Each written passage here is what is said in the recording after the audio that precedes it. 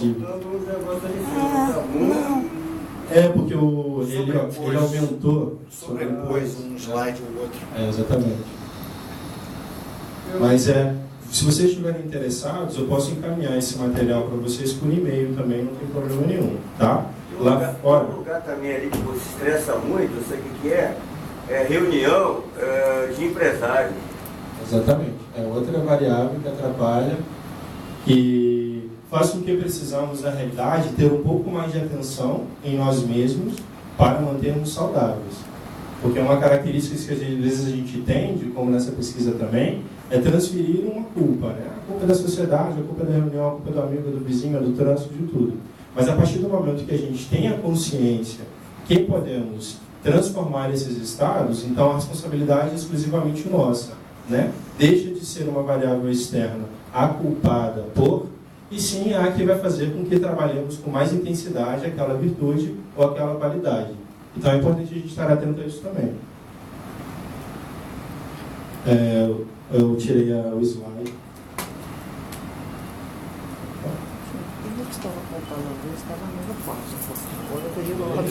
Vamos passar para o próximo slide. Bom, o que acontece? A gente viu que temos o estresse, a ansiedade, né, que são características naturais dos seres humanos, porém, à medida do tempo, vai se agravando, vai se acumulando e vai criando conversões somáticas em nosso corpo.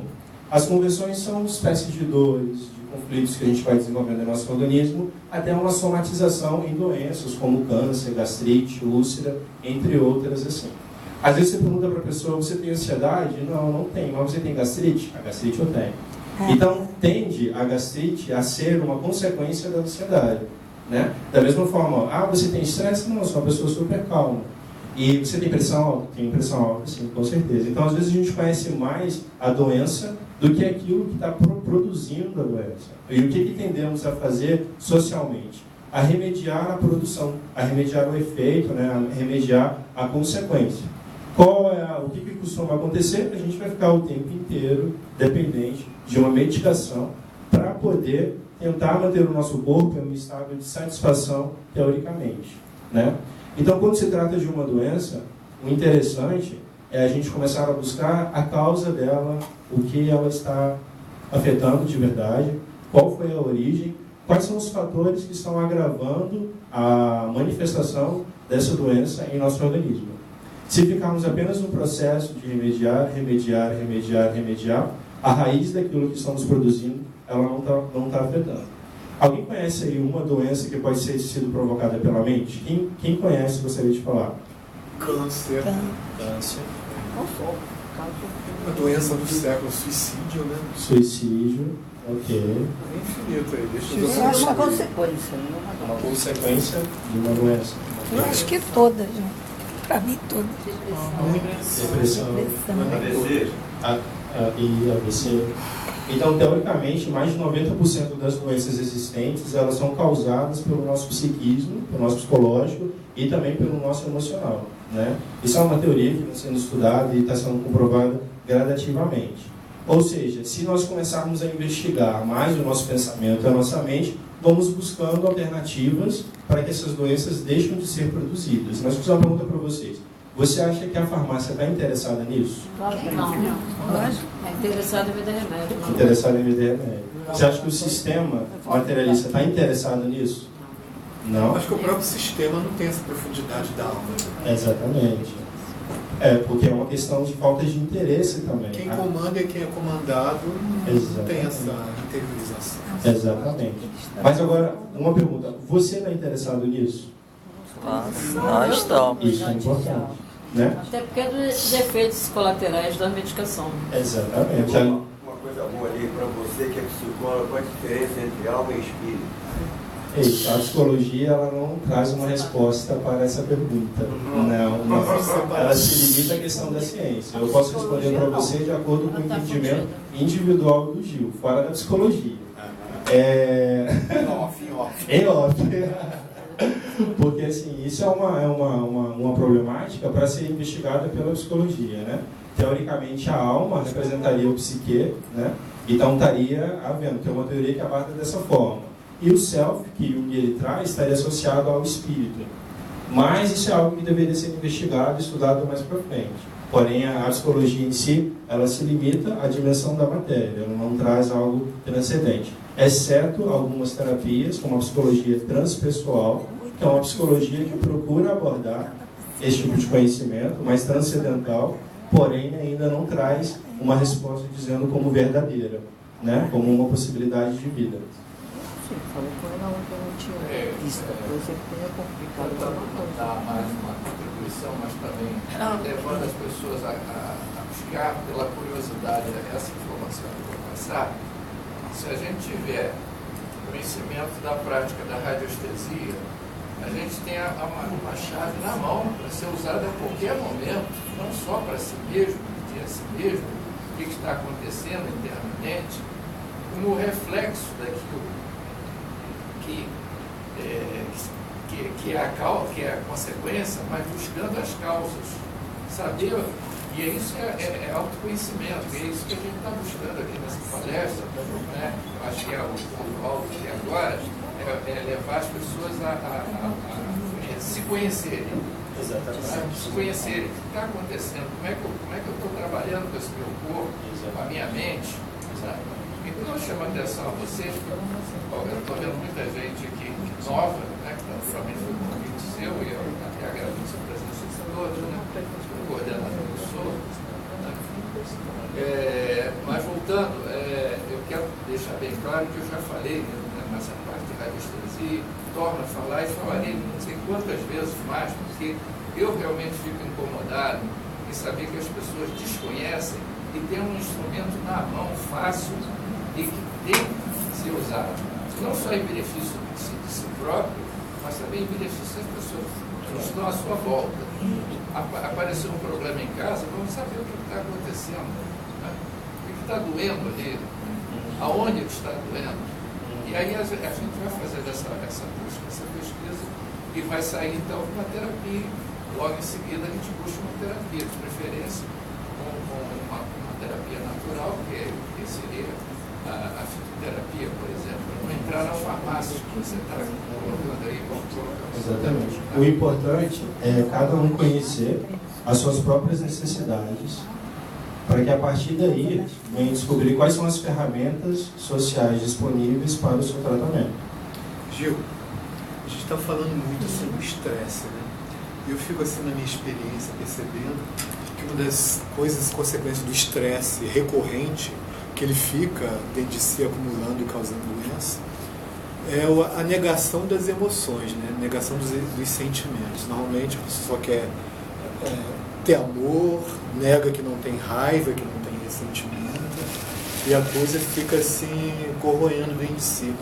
Hoje mesmo eu fiz um exercício de bioenergética. De vez em quando eu observo em mim que vem raivas que era de época da minha infância, que sobe ainda. E às vezes, quando ele sobe, eu procuro um local para expressar, gritar. Então, acho que a negação é o grande problema, né? Assim, porque antes da gente negar os nossos sentimentos, como de ansiedade, estresse, de raiva, ou seja, qualquer outro sentimento que faz parte da nossa estrutura, temos uma característica social que é a repressão de si mesmo, né? Socialmente falando, a gente está condicionado a reprimir tudo que você é internamente, com medo da não aceitação dos outros, com medo da tua imagem perante as pessoas. Então essa repressão vai fazendo com que você seja inconscientemente obrigado a negar seus sentimentos.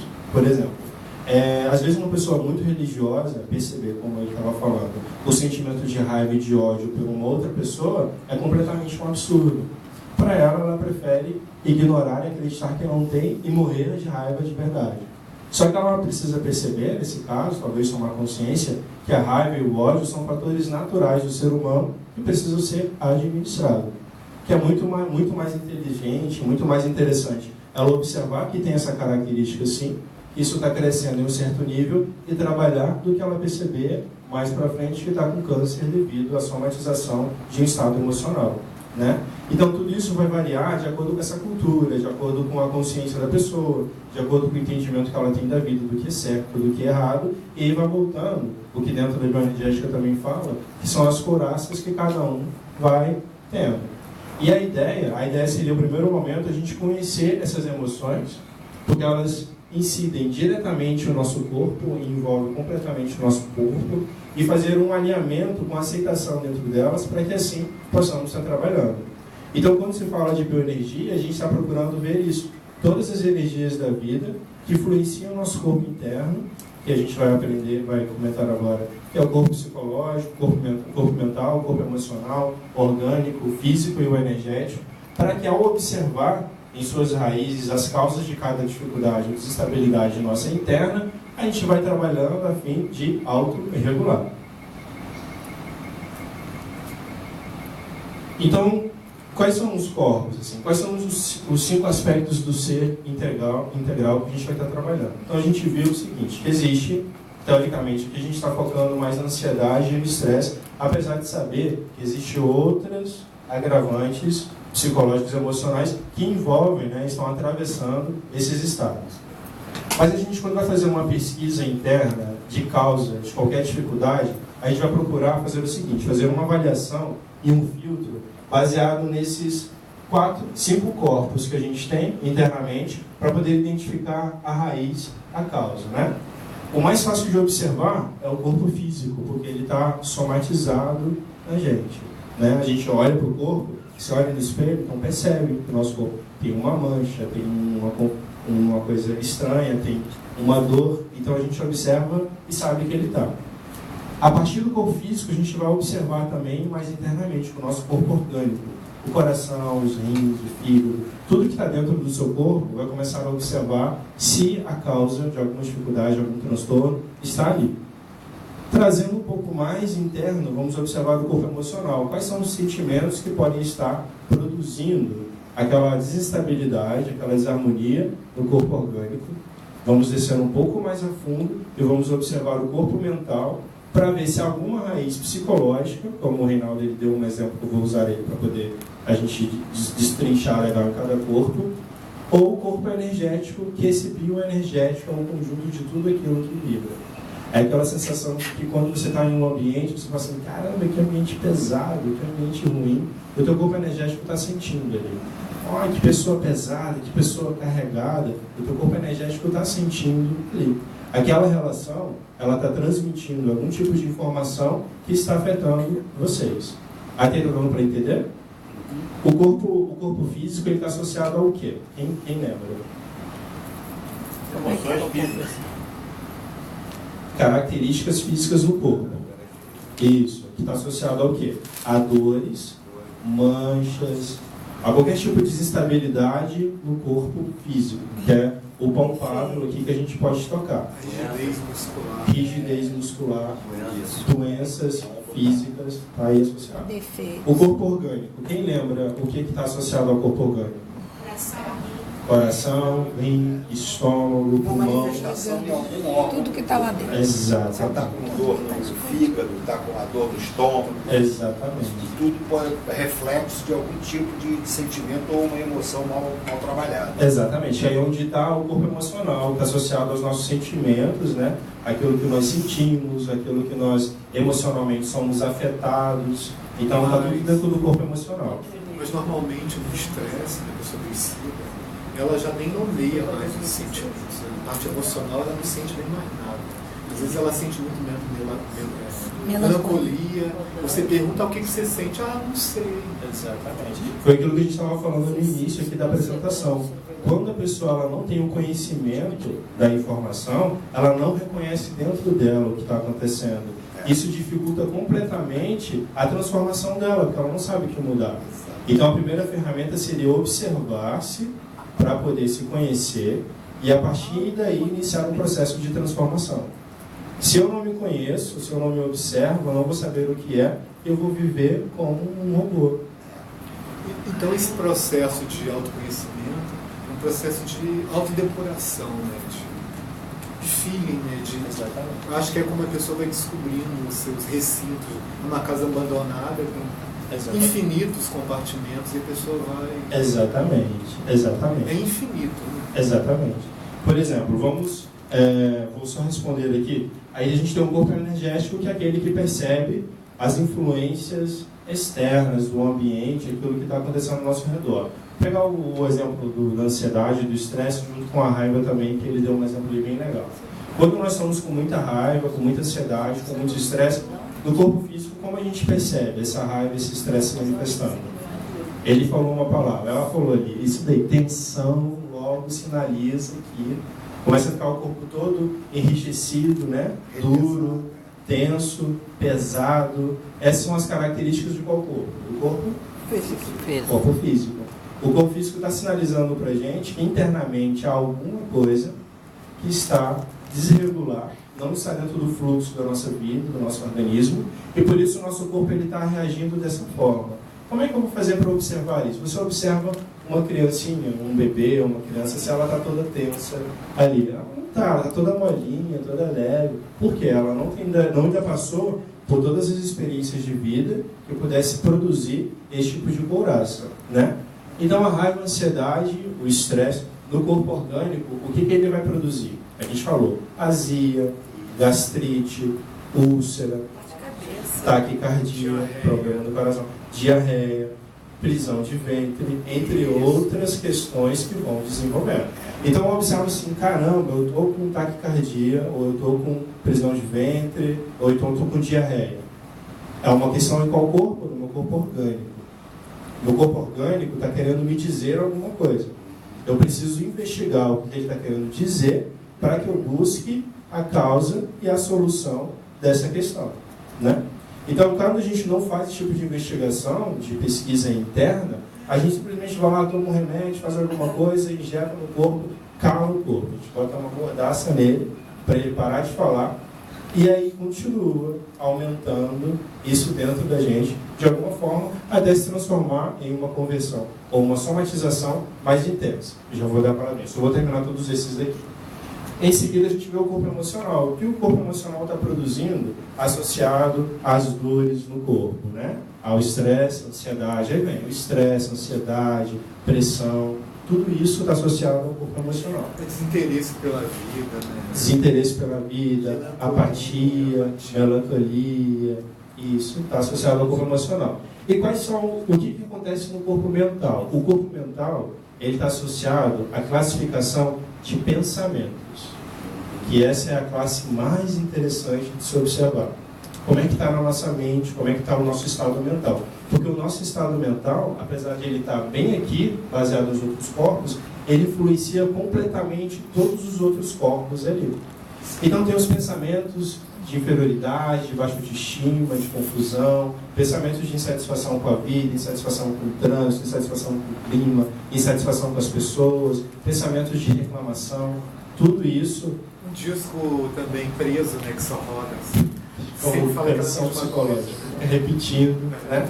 Então a classe e a qualidade dos nossos pensamentos é extremamente importante para a gente observar como eles vão estar, como as outras partes do nosso corpo vai estar reagindo, né? E aí tem o corpo energético, que é a energia da pessoa. Se eu estou com uma classe de pensamentos mega confusos, eu não sei o que eu vou fazer, não sei se eu vou para lá, não sei se eu fico, não sei se eu vou, não sei se eu não vou, minha vida não presta, não anda, se a pessoa é chata, é ruim, aquele lugar é desconfortável, é desagradável. Como você colocaria manchas no corpo? Isso. Físico. Está associado ao corpo físico, exatamente. Há muitos anos atrás eu acordava roxa. Fui procurar um médico, já tem uns 40 anos atrás. Ele falava que era melancolia. E onde é que está a melancolia? Isso, emocional. Que aí produzia por algum pensamento mental. E até onde eu não descobri, sumiu. Isso. Graças a Deus. Então, já vou dar a palavrinha para ele. Pode falar, por favor. É uma pergunta boa. O que você aprendeu em psicologia? Qual é o item mais importante para você manter todos esses 5 aspectos em equilíbrio e harmonia? Isso, vai ser o nosso próprio slide, o próximo slide. Vou passar, vai chegar. Você está no fluxo do conhecimento. Mas ele está querendo se preparar. Ele está querendo avançar, tá certo. Ele já está entendendo, já de falar assim, bom, cadê então a ferramenta? Me fala. Não, foi uma pergunta interessante. Você poderia falar assim para mim, vem cá. E quanto é que custa o produto que você vai vender para poder... faltou essa pergunta. Essa pergunta é para você, olha, então você compra esse copo de água que ele contém um recurso que